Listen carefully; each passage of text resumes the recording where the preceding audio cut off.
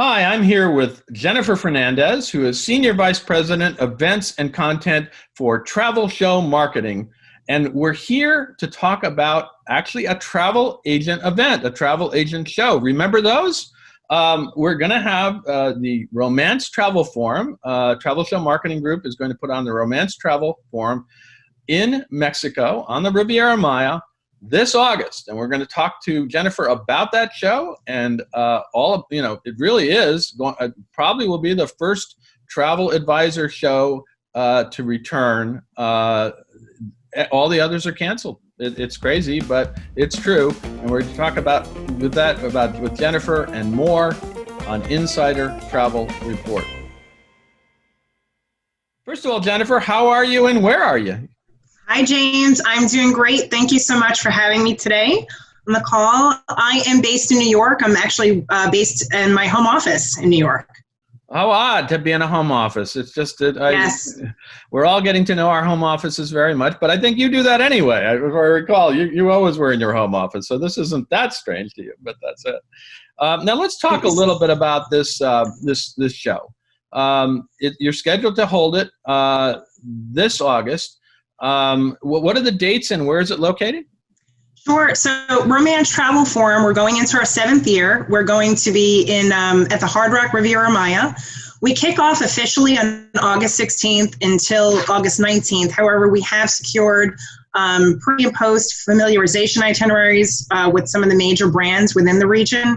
So our partners are going to be hosting our travel advisors for those experiences as well. Yeah, and you actually have a sort of a set attendee list of travel advisors that I think you select and sponsor, if I recall. That's correct, yes. So Romance Travel Forum is obviously a niche-focused event. It is focused on destination wedding groups, honeymoons, romantic getaways, basically any romantic milestone that's celebrated with travel. And with that, it's a boutique-sized program. So we do limit participation. Travel advisors that join us are obviously specialists within the niche. They take part in a very stringent qualification process before they're accepted and hosted into the event. And so the group is pretty much set in terms of you can't register to attend, you have to be selected. And that selection process is kind of multi-tiered in terms of how we go about choosing who comes year after year. Okay, that's great. And then the suppliers, the suppliers who attend also you select, and they come and they exhibit and meet with those advisors, and obviously there's programming involved, right? There is programming involved, yes. And the suppliers that join us have a commitment within the romance vacation niche. So in the universe of suppliers, and again, a boutique-sized program. On the norm, we would have 90 suppliers join us. We have a very strong representation from the Caribbean and Mexico, and other parts of Latin America, because those are big areas for destination wedding groups. Of course, we've welcomed suppliers from other parts of the world, such as Hawaii and Europe, domestically as well.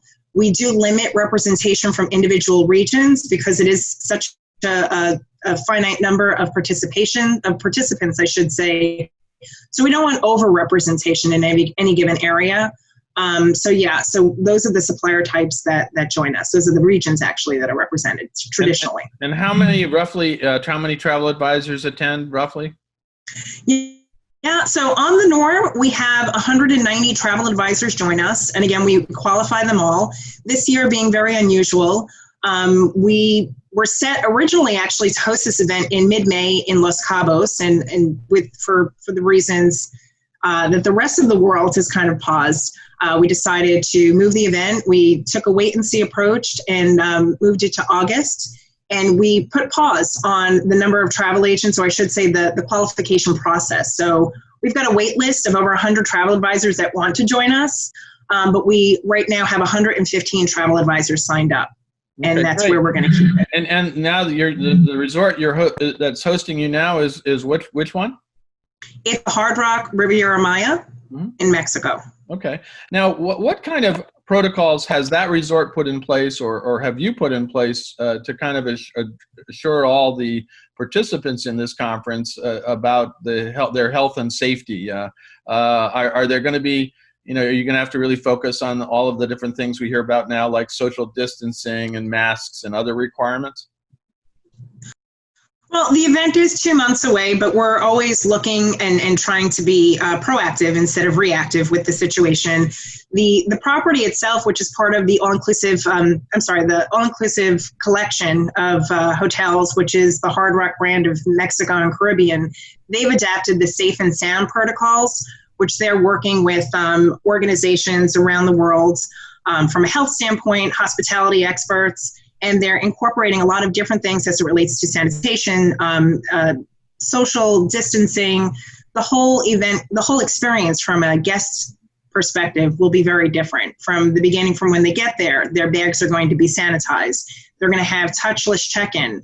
They want to have in-room dining. That's going to be a touchless experience. If they want to experience, the pools and everything, the way that we remember the all-inclusive experience is going to be very different, with an emphasis on safety and health. And obviously no buffets, right?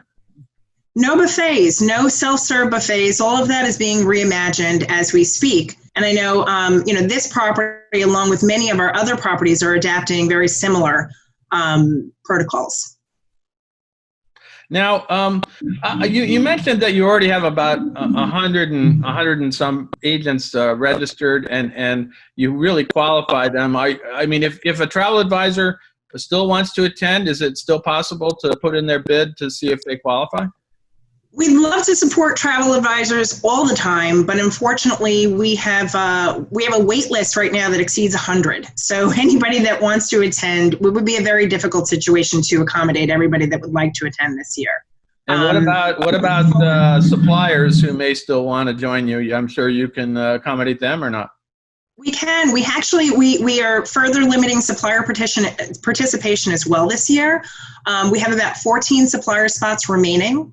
And they can contact me, any supplier that's interested. The response has been tremendous.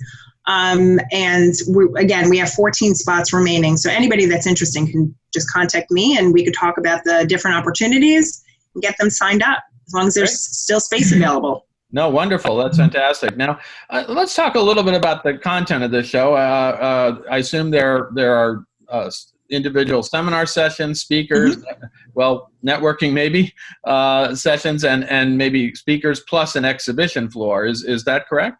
Yeah, it's a little bit different. Romance Travel Forum is a little bit different. We're always going to have seminars that are, your traditional panels and things like that. But a lot of the content here is peer-to-peer driven, which is great. I think that everybody likes to get out of their silo and talk to other travel professionals that have the same level of expertise, or maybe doing things a little bit differently to help them do things. So the event will have obviously a focus on romance travel, whether it's how to market or brand or things like that, social media, contract negotiations. This year we're going to have a lot of different topics relating to legalities, particularly when it comes to destination wedding group contracts.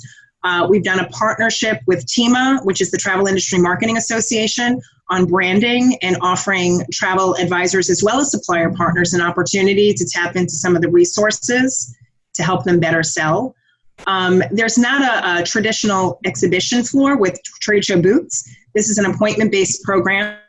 So travel advisors and suppliers ahead of the event are able to go into our system, make meeting requests, and conduct mutual interest meetings. So that's a critical part of the event, and it complements the formal education that travel advisors can take advantage of. No, that's great. And it sounds like instead of having exhibition floor, which a lot of trade shows do, you're not going to have that. That's interesting. It's very targeted. Now, did you have an exhibition floor in the past, or has that always been the case where you had more one-on-one? It's always been, one-to-one has always been our format. We traditionally have had like 30 minutes at the back end if you didn't have an opportunity to meet with somebody in a formal way. We're going to do away with that this year and keep to our tradition and figure out additional ways that we can connect people that weren't able to conduct mutual interest one-to-one meetings. Now, obviously this year, travel advisors who specialize in honeymoon, romance, destination weddings, they probably had a pretty busy rescheduling year because, I know my son is canceled his wedding. He will get married, but he will, delay the party for another year. And I'm sure that may be the case in a number, both at this time and maybe in the future. Obviously, this shows what travel advisors are so critical, because now they have to really go back and try to redo everything. And clearly your event is going to be key to helping them better understand how to do that. Is that right? We hope so. Yeah, absolutely. I mean, the key point is that romance travel is one of those emotional buys. And so the great thing is that we're seeing more postponement versus cancels. But travel advisors, as you know, James, until the actual trip takes place, they don't get compensated. So these advisors have been on the phone with their clients, soothing the bride, the groom, the mother of the bride. They've been on the phone with the different partners, getting dates, because of course, this is not unique to their clients. They've been kind of doing double time, trying to make certain that weddings will go on, take place at a different time. And now it's going to be a matter of jumpstarting their next sales cycle and marketing themselves and being able to get more business, more destination wedding business, which, by the way, is one of the markets that we anticipate to rebound quicker than most other markets. Well, indeed, people are still going to get married. People are still going to have honeymoons and destination weddings. They just have to postpone it. Last I looked, people say, well, if we can't do it that day, it's off. It's done. We're not getting married, right? So I think most people want to postpone their events. And yeah, in my case, my son is going to get married, but he's going to wait for the party. And of course, what he's had to do is go back and make sure the venue that they selected is still available. I'm actually trying to pitch him on a destination wedding this year, but we'll see what happens. We know people. I know, and so do I too. And I'm like, why don't you do that? And one time they said, well, why don't we go to Scotland and we'll have a very small family ceremony, and then we'll have the blowout party a year from now. But we'll see. You can't make anybody decide. They all have their visions of what, or at least his fiance has her vision of what she wants, right? Yeah. So it is personal, absolutely. Yeah. Now, why do you think it's more important than ever, especially in the romance field, that for travel advisors? I mean, I've been saying to almost everybody, it takes a crisis for people to realize how important travel advisors are. And here we are, and especially in the area, in the specialty area that your show is all about. Why is that so critical to work with a travel advisor? That's always a question that I find to be so amazing, because if I have a home improvement that I want to make, I won't do it myself. I'm not a do-it-yourself type of person. I'm going to call the experts. I'm going to get a professional. So why would I not do that with a vacation, especially a destination wedding? The travel advisors that, again, we host the travel advisors that are in attendance. They are established within the niche. That means that they are completely vested in their business. They are educated. They are well informed. They are on the phone. They know the inside scoops. They have the connections. That's on the norm. Then you put into the situation, this crisis that we're seeing, and you just don't get the service that you would from a travel advisor, a trusted travel advisor, that you would, there's more value in working with a travel advisor than booking something through an OTA or a do-it-yourself type of situation. Again, these are educated, well-informed professionals, and your wedding day is just as important to them as it is to you. No, absolutely, and it is, and it's good business too, because it's obviously another form of group travel too, in a way, if you're doing destination weddings. So absolutely. So now, is there anything else you want to tell us about the Romance Travel Forum, which is this August? So and unfortunately, yes. I think you're kind of closed out for travel advisors, but it can be very interesting to see how it all works. I know the Riviera Maya down there is starting to open as of this month, and they're looking for more people to come. So, those who want to go, those travel advisors who are already scheduled to go, can, as you said, have pre and post options with your show. But is there anything else you want to tell us about Romance Travel Forum? Yeah, Romance Travel Forum. Travel Show Marketing Group is committed to supporting the professional growth of travel advisors, as well as connecting them with those important relationships from around the globe. And those are the suppliers that represent the destinations, as well as the commissionable products that they're selling. Romance Travel Forum, this is our 7th year, as I've mentioned. There's such an enthusiasm from travel advisors that have been selected to attend, and from those that haven't been selected, because we do have that wait list. I wish that we can accommodate everybody. This is not the year to do that. We're going to be opening up 2021 in applications for that event later on this year. It's one of those events that we're seeing a lot of ROI. We have a very strong supplier retention rate because of that, because we qualify the travel advisors, and again, they're established within the niche.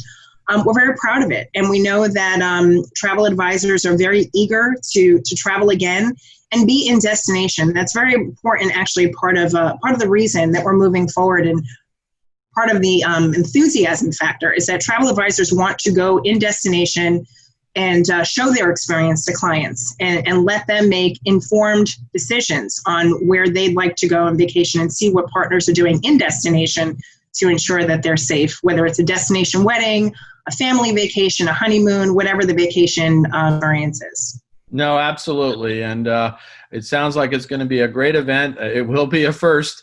Now, I understand also that Travel Show Marketing Group has a few other events coming up this year that you're going to be doing, and although a lot of things have been shifted to 2021, tell us a little bit about what else is upcoming for your group.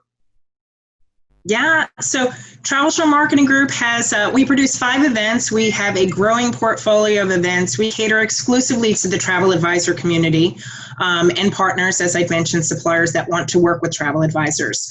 For 2020, we have actually repositioned our fall event, and we'll be hosting our debut Travel Agent Forum Owners Edition, where we're going to be welcoming up to 200 North American, US-based, I should say, agency owners that will be pre-qualified for participation. These agency owners will obviously have decision-making powers, but they'll also represent, a lot of them have ICs or employees that report up to them. On average, we're seeing about 22 ICs or employees, so the impact of meeting with one single owner is tremendous. We have that coming up. That's been met with tremendous interest, not only from the supplier side, but from the advisor side, because there's a void in the marketplace right now for agency owners. So that's what we have going on for 2020. And where's that located? That will be at the Moon Palace, Jamaica in Ocho Rios, one of my favorite properties. It's fantastic for meetings and love it. Fantastic food. I love my jerk chicken there. And then for 2021, we've had to shuffle the deck. We've got our Family Travel Advisor Forum, which caters to travel advisors that focus on the family vacation niche with an emphasis on multi-generation and groups such as reunions. That's taking place at the brand new Planet Hollywood in Cancun. We have, of course, our Las Vegas Travel Agent Forum, which is the centerpiece event to everything that we do. That is a traditional trade show, but also has a hosted program. So it's and an extensive conference program, as you know, James. Romance Travel Forum will take place in 2021 again, of course. And we have our European Travel Agent Forum. That's supposed to be scheduled for November. That would be our second annual program. It takes place in Poznan, Poland. We hosted that event for the first time last year, and it was experiential in so many ways, and rave reviews from everybody that participated. Based on the situation, we're moving that to March of 2021, but we're already seeing a huge amount of interest in joining us in Europe next year. So, no, I know. When you're Jim Clunan, who runs all your shows, told me they were going to Poland. I thought it was very interesting. I've never been to Poland. I almost went, but it sounds like you're going back there again.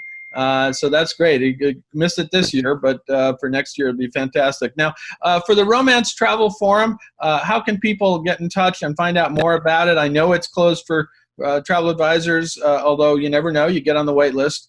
And also for suppliers who might be interested. So how can they get in touch with you and find out more about the forum itself? Sure. So our website is romancetravelforum.com. So if you want to check out the event, we've got we're updating everything because everything is so fluid right now. We're building out the content and the scheduling, so we'll have more information on there. So check back frequently. I am basically the person that works with all of our supplier partners. I'm happy to talk to anybody that's interested in learning more or signing up. My email address is jennifer@travelsmg.com, and my contact information is also on our website. Fantastic. And James, for anybody that's interested in any of the events that we do, our event web, our site in general is travelsmg.com. travelsmg.com. Fantastic. Well, Jennifer, thank you very much for taking the time to talk to us about Romance Travel Forum, which, again, is going to be a groundbreaker in this COVID-19 crisis, because it will be a show taking place abroad in Mexico. And I was just in Mexico right before all this went down, and I think it's a great place to be, and they're amazing resorts, and you're going to be in one of them. So I'm very glad to hear that you're going ahead with this. And you and I have known each other for a long time. We actually started many years, James. Yeah, we started a luxury show together years ago, and so you're great at what you do, and I'm sure this show will be an amazing show, as it has been for 7 years, and then you have all the other shows coming down the pike as well. It's great to see you, and good luck with this show. Thank you, James. Great to see you always. I appreciate this, and I'm really excited and looking forward to welcoming our group to Mexico in August. Thank you. I'm James Shillinglaw, and this is Insider Travel Report.